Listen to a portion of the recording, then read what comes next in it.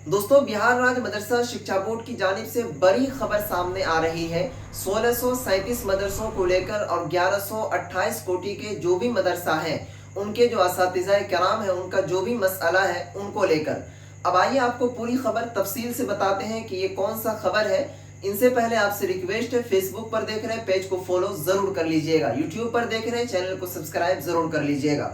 दोस्तों देखेंगे जो लेटर है आपके स्क्रीन पर चल रहा होगा। यहाँ पर यह लेटर बिहार प्रदेश जनता दल यूनाइटेड के जानिब से माननीय मुख्यमंत्री जनाब नीतीश कुमार साहब को लिखा गया है।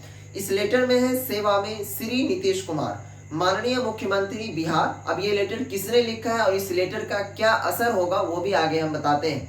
इस लेटर में लिखा है कि बिहार राज्य मदरसा शिक्षा बोर्ड से संबंधित मदरसों के समस्याओं के निदान के संबंध में महाशय उपर्युक्त विषय के संदर्भ में कहना है कि आपके द्वारा वर्ष 2011 में जो कैबिनेट के द्वारा निर्णय लिया गया था, उसका ज्ञापक संख्या है 162, जो कि 15/2/2011 ईस्वी को 2459 मदरसों को अनुदान की श्रेणी में शामिल करने के लिए एक शर्त रखी गई थी, जिसमें के 6 कमरा 5 कट्ठा जमीन और शिक्षक होंगे, उन मदरसों को अनुदान दिया जाएगा।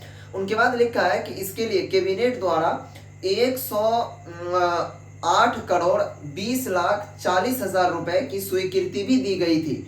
उनके बाद और इसकी जांच की जिम्मेदारी जिला शिक्षा पदाधिकारी को दी गई।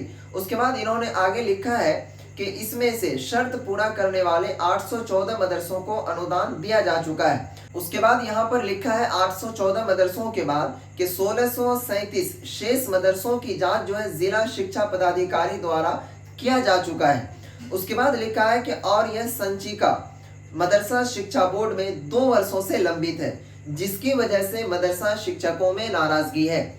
उसके बाद इन्होंने 3 पॉइंट लिखा है 1637 के मसलों को उजागर करते हुए। अब देखिए 3 पॉइंट में क्या क्या लिखा है कि नीतीश कुमार माननीय मुख्यमंत्री द्वारा जो मदरसे शर्त पूरी कर रहे हैं, उनको अनुदान की श्रेणी में शामिल करने के लिए माननीय मुख्यमंत्री द्वारा घोषणा करने की जरूरत है। बिल्कुल सही बात इनका कहना है कि जो मदरसों का जांच हो चुका है, उनका रिपोर्ट आप तक पहुंच चुका है, तो सिर्फ अगर आप जो है घोषणा कर देंगे तो वो लोग खुश हो जाएंगे और मदरसों के असातिज़ा की जो जिंदगी है वो भी अच्छे तरीके से कटने लगेगी। दूसरा पॉइंट लिखा कि नीतीश कुमार माननीय मुख्यमंत्री द्वारा 2019 में 1128 कोटि के मदरसा के शिक्षकों को 7वां वेतनमान एवं 814 कोटि के शिक्षकों के लिए वेतनमान लागू कर दिया गया है, परंतु उन शिक्षकों को इंक्रीमेंट, मेडिकल और हाउस रेंट नहीं मिल रहा है। इस संबंध में माननीय मुख्यमंत्री की स्तर से घोषणा करने की आवश्यकता है। तीसरा पॉइंट इन्होंने फिर लिखा है कि श्री नीतीश कुमार माननीय मुख्यमंत्री द्वारा 2020 में मदरसा के शिक्षकों के लिए पेंशन योजना लागू किया गया।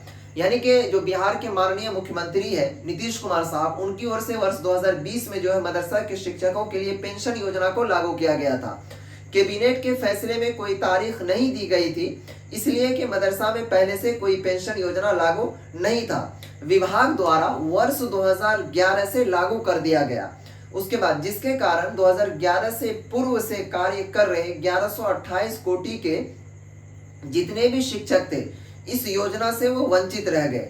इनको भी पेंशन योजना में शामिल करने के लिए घोषणा करने की आवश्यकता है। उसके बाद इन्होंने लिखा कि अतः आपसे अनुरोध है कि सरकार के विधायक हित एवं मदरसा के शिक्षकों के हित में उपर्युक्त बिंदुओं पर माननीय मुख्यमंत्री के स्तर से निर्णय लेने की आवश्यकता है। इसके लिए मैं आपका सदा आभारी रहूंगा। उसके बाद लिखा आपका विश्वासी अब्दुल कय्यूम अंसारी, सदस्य राजनीतिक सलाहकार समिति बिहार प्रदेश जनता दल यूनाइटेड, सह पूर्व अध्यक्ष यानी पूर्व चेयरमैन मदरसा एजुकेशन बोर्ड पटना।